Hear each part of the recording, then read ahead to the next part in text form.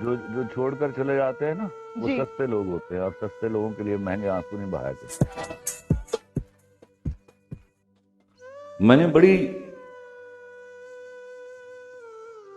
होशियारी के साथ, शायद ये लफ्ज माकूल होगा, मेरे पास तुम हो में के आखिरी एपिसोड में लिखा था कि लड़कियां खूबसूरत होती हैं, सबसे खूबसूरत नहीं होती।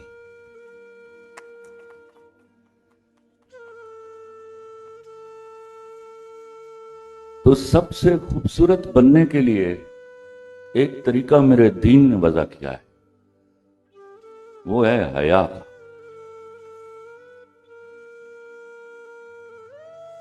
खुदा की कसम खा के कहता हूं, लड़की लड़की में हया से पहले कोई खूबसूरती नहीं है।